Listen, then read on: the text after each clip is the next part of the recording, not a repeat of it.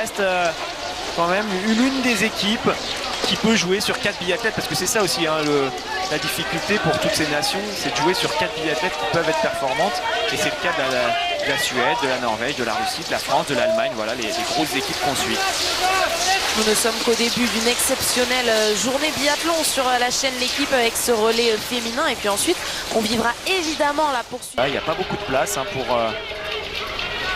vraiment se mettre à 3 ou 4 de front là, sur ces pistes. Dès qu'on écarte les skis pour pouvoir patiner, ça prend de la place, et donc il faut faire attention au moment où on réouvre les skis. Allez, Anaïs, c'est là qu'il va falloir qu'elle fasse maintenant un peu le ménage autour d'elle pour bien faire comprendre qu'elle a envie de rentrer dans les premières sur ce pas de tir. Ce sera le tapis 6.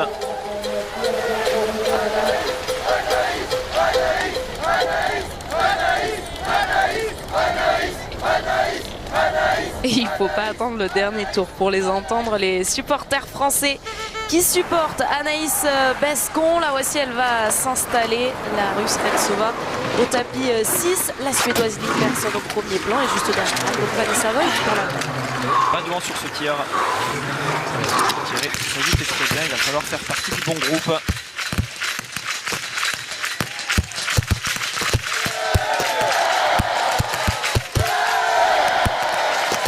Impeccable Retsova, la Russe, elle va ressortir en tête. Et Anaïs Bescon va pouvoir la suivre, tout comme Emilie Kalkenberg, Vanessa Voigt. Il y a une pioche pour la Suédoise. Oui, Lisa Vitodi a également fait une pioche, mais elle a tiré très vite, donc ça lui permet quand même de ressortir avec sous ce groupe là qui a fait un sans faute. Retsova a un peu d'avance, elle avait les gens qui démangeaient là dans le premier tour. En tout cas, elle a essayé plusieurs fois. Attention, il y a une petite chute ouais, avec Kalkenberg qui s'est accroché là au niveau de ses bâtons. J'ai l'impression qu'elle s'est mis le bâton entre les skis. Ah, c'est toujours ces phénomènes qu'on redoute hein, dans les premiers tours, là, quand tout le monde est ensemble. Il y en a de partout, il faut faire gaffe à plein de choses. Et puis en même temps, on est en train de remettre ces dragons. L'anneau de pénalité. Et oui, 22 nations. Il aurait dû y en avoir 23. En tout cas, sur cette liste de départ, il y en avait 23. Mais la Slovaquie. Lisa Vitodi à l'image donnera le relais à Dorothea Virer, l'Italie qui a fait le choix de mettre ses deux meilleurs éléments en début de course. Au vu des derniers résultats, on pourrait croire que c'est également la stratégie de l'équipe de France, puisque c'est Anaïs Chevalier-Boucher qui prendra le relais d'Anaïs Bescon. Elles étaient toutes les deux sur le podium hier. La voici, la Norvégienne, enfin en 13e position, donc Kalkenberg. Une analyse rapide, Alexis, de son attitude à ski vous fait dire qu'elle souffre de sa chute, ou ça a l'air d'aller? J'espère qu'elle s'est pas fait mal, ouais, parce qu'elle a pas l'air au mieux. Elle a fait... attention, encore une chute. Voilà, donc là il y a eu à la fois la fille qu'on voit à l'image avec le dossard 14 qui s'est accrochée et qui a cassé le bâton de la Roumaine, voilà, qui doit jeter son bâton. Et qui s'avance donc pour un tir debout. Retsova, la Russe qui tourne toujours autour d'Anaïs, mais là elles seront chacune sur leur tapis. Un vent très faible, un petit peu perturbant peut-être en direction de la droite. Ça tire vite hein, pour Lisa Vitodi qui a déjà mis 4 balles. C'est la Tchèque qui peut passer en tête devant la Russe. Retsova va pouvoir ressortir. Lisa Vitodi aussi a réussi à faire basculer cette cible grâce à sa balle de pioche. En revanche, il y a 2 erreurs pour Anaïs Bescon qui va perdre du temps. L'Allemande va également repartir. Oui, alors il faudra faire les comptes par rapport aux grosses nations qui sont capables de jouer sur 4 biathlètes. C'est le cas de la Suède, c'est le cas de la Russie. Donc là, il ne faut pas qu'Anaïs tarde. Voilà, c'est bon, c'est réussi. Mais finalement, quand on regarde ce qui s'est passé autour d'elle, les Biélorusses sont là juste devant. La Suède, avec une personne, elles vont être ensemble. Et puis l'Allemagne a seulement quelques secondes. La Norvège est derrière. Pour l'instant, ça va. Pour Anaïs, il y a eu quelques erreurs, mais on s'en tire plutôt bien. Il va falloir maintenant s'arracher dans le dernier tour pour pourquoi pas essayer de reprendre quelques secondes sur la Russe. La Russe ressortie en première position avec 1 seconde d'avance à peine sur Lisa Vitodi. Lisa Vitodi, vous nous aviez prévenu, Alexis, excellente première relayeuse, et bien qui le prouve. Alors il y a Gislova qui fait un excellent début de course là aussi pour la République tchèque, et on va avoir toutes ces nations là qui vont se regrouper avec l'Allemagne, la Suède, la Biélorussie et la France. Les Coréennes sont là aussi. Ce sera plus difficile pour les Coréennes de tenir jusqu'à la fin de la course. Par contre, c'est la Norvège hein, qui nous inquiète toujours. On voit que Kalkenberg n'est pas dans le rythme au niveau de son ski. Elle subit hein, par rapport à celles qui sont juste devant. La Norvège risque de perdre du temps dans ce 3e tour. Si vous n'étiez pas avec nous en début de course, on a vu la chute de Kalkenberg après le premier tir. Est-ce la raison de son manque de qui va donner le relais à Thierry Lekhoff? Thierry Lekhoff, deuxième relayeuse pour cette équipe de Norvège. Alors qu'on voit que Lynn Persson, en remettant sa carabine, elle a tout simplement tout perdu. Le bandeau, les lunettes, alors non, ça s'était décalé et elle a carrément décidé de s'en débarrasser. Elle n'en a plus vraiment besoin pour le dernier tour. Dans ce relais, en tout cas, il va falloir tenir sur ce tir et rester en tête.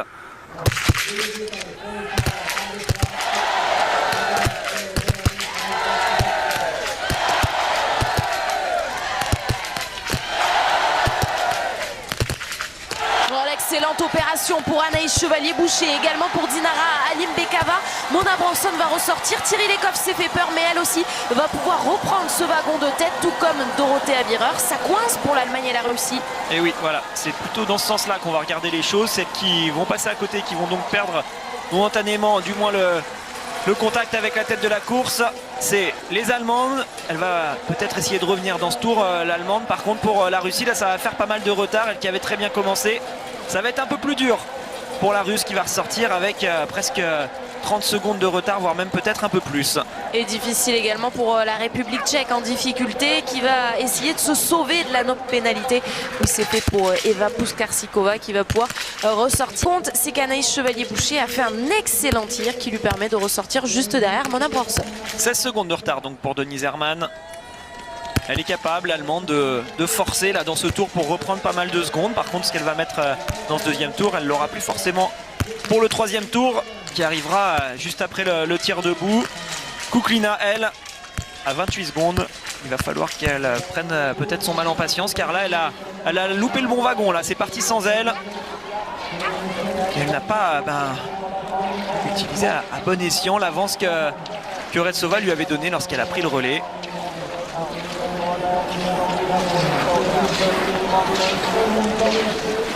On continue de suivre les dernières nations sur ce pas de tir, même si on aimerait retrouver la tête de cette course avec Anaïs Chevalier-Boucher, notamment pour l'équipe de France bien ressortie. Donc la bonne réaction également de Thierry Lekhoff qui a fait une erreur. Ouais, début de deuxième relais difficile pour la République tchèque là, qui était pourtant super.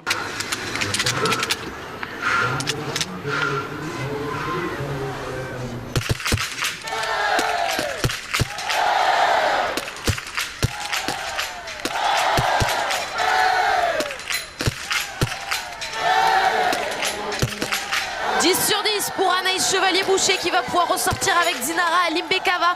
Ça coince pour les autres nations, c'est l'information. Thierry Lekhoff, Dorothée Avireur et Mona Branson passent à côté. Très très belle opération là pour Anaïs. On le savait, hein, avec Alimbekova ça pouvait partir vite. Dorothée Avireur, elle a tiré vite mais mal. Donc elle va devoir encore patienter avant de repartir. Il va y avoir des tours de pénalité pour peut-être plusieurs équipes. Déjà ce sera le cas pour la Suède. Est-ce que la Norvège va elle aussi aller sur cet anneau de pénalité? Ça s'ouvre hein, tout d'un coup pour cette équipe de France là. On va vraiment avoir une configuration de course qui va complètement changer. Quel tir stressant, il y aura au moins 2 anneaux pénalité pour cette équipe de Suède. Un anneau de pénalité que va faire tout de suite Thierry Lekhoff. Un anneau de pénalité également au moins pour Dorothée Avireur. Denise Herrmann a pu ressortir. Ces 2 tours, c'est donc la sanction pour cette équipe de Suède. Laquelle pour l'Italie? Un seul tour, mais quelle hécatombe! Ah oui, là c'est vraiment un tir qui a fait des dégâts. Alors c'est logique, hein, elles étaient beaucoup de favorites arrivées ensemble. Elles se sont mis la pression entre elles, elles ont voulu tirer vite.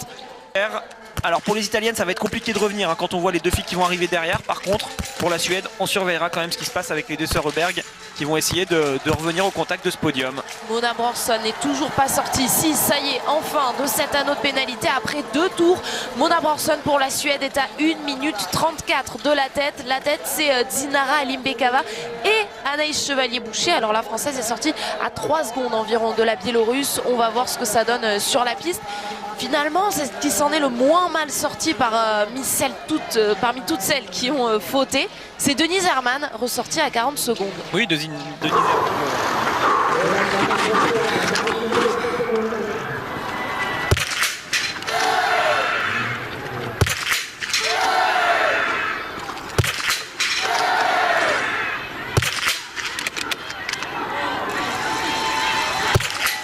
Allez, une seule possible. N'a pas basculé pour Julia Simon. C'est bien, ça va la mettre en confiance. Elle dispose de 3 balles de pioche pour réussir à blanchir cette cible-là. Et c'est fait. Julia Simon va rester en tête parce qu'en plus, la Biélorusse va rester sur le pas de tir pour l'instant. Oui, il y aura une pioche également pour elle. Ah, et c'est bien ce qu'a fait Julia. Là, elle s'est pas fait peur. Elle s'est pas mis en danger avec 2-3 pioches. Un tir très correct qui lui permet de rester avec une belle marge et même d'accroître son avance car c'est en train de coincer là pour Krušinkina qui doit passer par une nouvelle pioche qui va permettre à celles qui sont juste derrière, c'est-à-dire l'allemande et la norvégienne, de revenir un peu plus proches, même si les écarts sont toujours assez importants. Et donc nous forcément on a le sourire, la France est seule en tête désormais.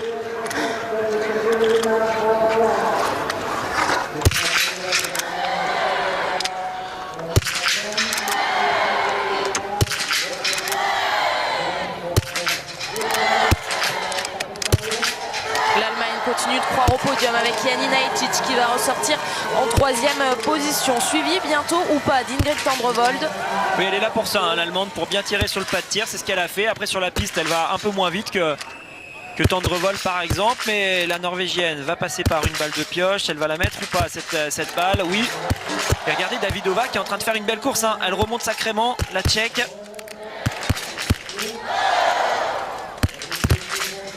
Ça cale pour Elvira Heuberg qui était pourtant revenue, qui avait fait un bel effort dans le tour sur les skis. Elle était quasiment revenue au contact du podium et là avec 2 pioches elle va reprendre.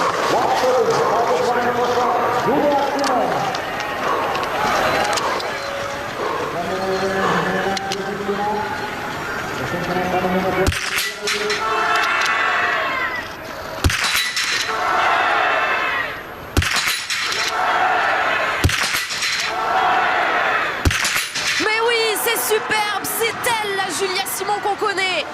Vraiment un tir bien exécuté. Alors il y a eu juste un petit problème de réarmement entre les 2 premières balles, mais sinon c'est parfait. Elle a pu réaccélérer son tir en toute fin là, sur la 4e, la 5e balle. Bravo Julia qui va se retrouver sur ce relais et ça devrait lui donner des informations très intéressantes et surtout de la confiance pour la semaine prochaine lorsqu'on sera hors Filzen. Allez, les Françaises vont rester en tête. Est-ce que Krušinkina va rester 2e?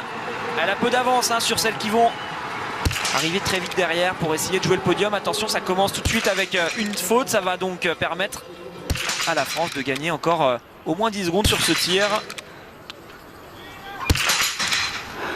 Et les autres arrivent dans quelques secondes sur le tapis d'à côté.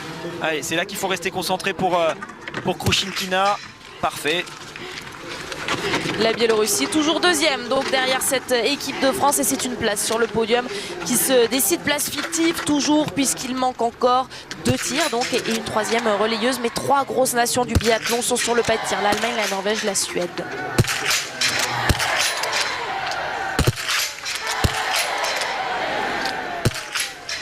Janina Etic va pouvoir ressortir avant de passer le relais à Franziska Preuss, dernière relayeuse pour cette équipe d'Allemagne.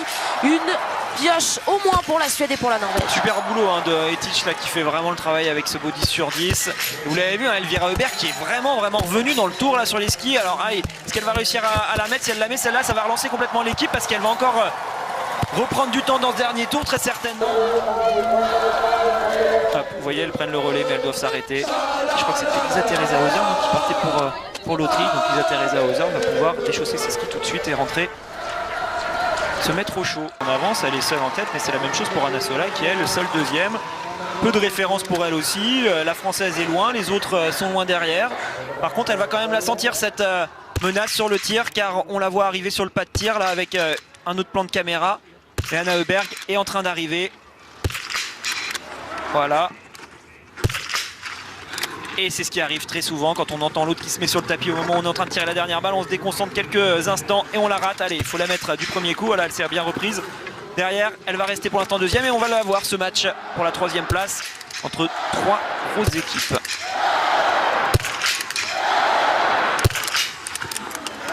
Et pour elle aussi, décidément, cette dernière balle qui a du mal à passer pour les biathlètes. On a vu Marthe Holzbourg-Iseland et Franziska Preuss se sont installés en fin de tir pour Anna Heuberg qui réussit à faire basculer cette dernière cible. Oui, Anna Heuberg qui fait quand même une grosse erreur sur ce tir. Je ne sais pas si vous avez pu le voir, elle va se faire reprendre du coup pas mal de temps, beaucoup plus que prévu par Reuseland. En fait, elle pensait avoir mis la dernière balle. Elle avait carrément enlevé la bretelle de son brassard.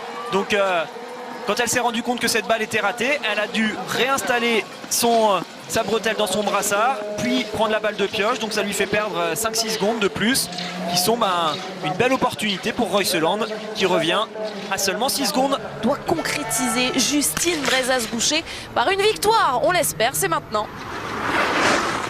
Finir le travail, c'est l'objectif de Justine, le beau travail collectif qui a été réalisé jusqu'à présent.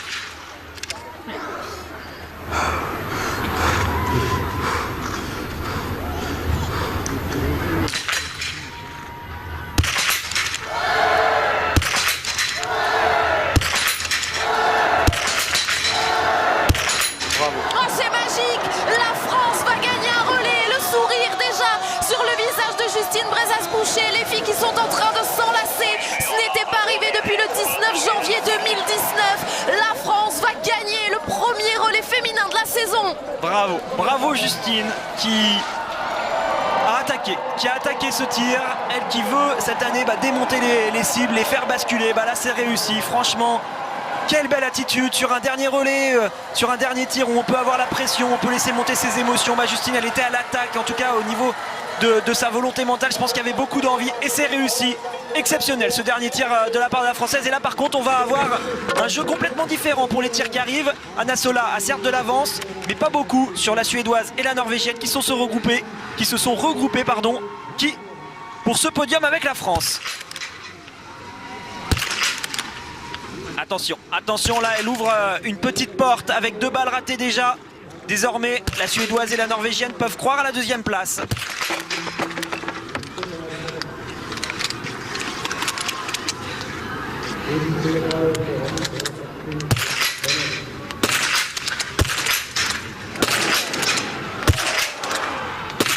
Il y aura des erreurs un petit peu de partout. La Biélorussie va pouvoir en profiter.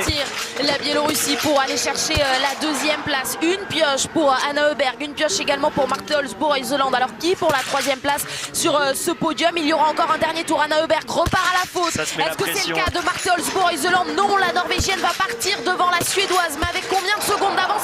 Très peu, puisque Anna Heuberg y arrive et va essayer de rejoindre Marte Olsbo-Reuseland sur la piste. Attention, le plein aussi pour Franziska Preuss.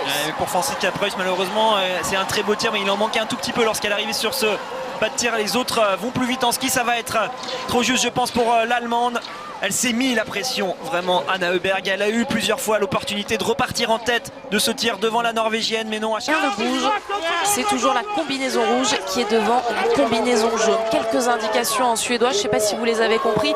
Nous, pour l'instant, on va savourer. Justine Brezas-Boucher prend le temps de saisir un drapeau tricolore. Et c'est une image qu'on n'avait pas vue, je vous l'ai dit, depuis le 19 janvier 2019. La France qui passe la ligne d'arrivée en tête d'un relais féminin 20e victoire du relais féminin français. Elle est sublime cette image de Justine Brezas-Boucher. Que c'est beau. Merci les filles, merci Anaïs Bescon, merci Anaïs Chevalier-Boucher, merci Julia Simon et merci Justine Brezas-Boucher de nous offrir cette victoire aujourd'hui. Bravo les filles, bravo. Ce sourire de Justine, il fait plaisir. Et derrière, alors qu'est-ce que ça donne? Voilà, on va commencer maintenant au niveau de cette 3e place pour les Biélorusses. C'est toujours bon pour la 2e. Pour l'instant, c'est toujours Reuseland qui va débouler en tête de cette dernière montée. Attention, on se marche sur les bâtons. Donc pour l'instant, elle est restée derrière Heuberg, mais là elle va être à l'aspiration. Elle va peut-être essayer de déboîter dans le plat montant où est actuellement Sola. Et ensuite, si elles n'ont pas réussi à se départager là dans ce dernier virage, il y aura un sprint qui va très vite. C'est un sprint à haute vitesse. On est quasiment sans les bâtons, tellement ça va vite. Il faut vraiment être bien placé au niveau stratégique. Pour l'instant, Anna Heuberg fait clairement le choix de rester derrière. Elle semble vouloir profiter de l'aspiration de la dernière descente avant de, pourquoi pas, essayer de faire l'effort. Et ça y est, les dans la dernière ligne droite. Tout un staff derrière Anna Heuberg. Les dernières indications avant ce sprint final. Anna Heuberg face à Marte Olsbo-Reuseland. Anna Sola est là. Attention, ça déboîte va pour, chercher une 2e place. Pour la Suédoise, ça a déboîté. Elle est passée au bon moment. La combinaison jaune, elle a réussi à s'extraire. Elle a profité un petit peu de la prise de vitesse avec l'aspiration. Et c'est elle qui va aller chercher la victoire. Ah, le sprint final, c'est pas une victoire, Alexis, c'est pour une 3e place. 3e place donc pour la Suède. Regardez, à 2 dixièmes à peine pour Anna Heuberg devant Marte Olsbo-Reuseland. France, Biélorussie, Suède, voilà donc le podium podium 7 fois. Marthe Holzbourg-Heuseland, contrairement à hier, n'ira pas chercher la victoire. Mauvaise tactique.